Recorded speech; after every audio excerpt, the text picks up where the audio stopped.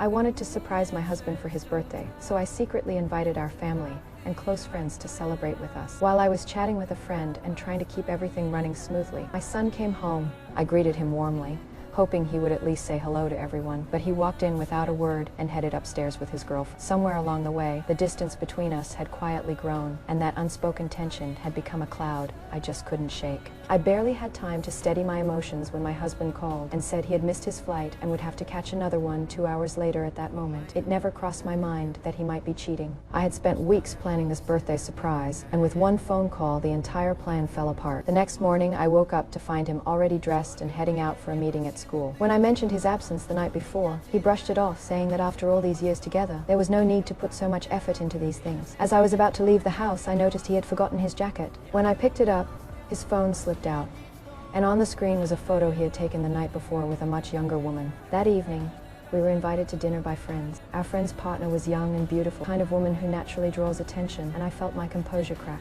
Watching my husband chat warmly with the waitress only made my anxiety spiral, convincing me he could walk away from our marriage at any moment. Overwhelmed, I excused myself to the restroom to fix my hair and pull myself together. While standing there trying to calm down, I heard a woman crying in the stall next to mine. I reached over to offer her some toilet paper, and she muttered that men were all the same and none of them were worth it. I lowered my head, unable to disagree. When I left the restroom, I saw her face clearly. She was beautiful and not unfamiliar to me.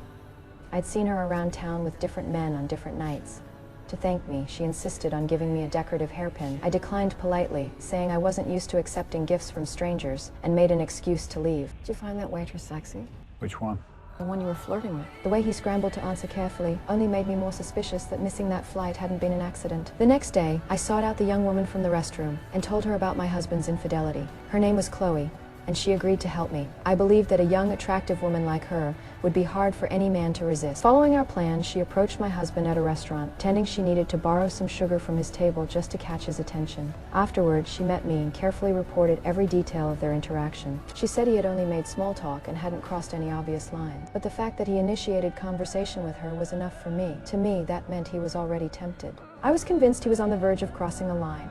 So I asked Chloe to test him again, because more than anything, I needed to know exactly where my husband's bottom line was.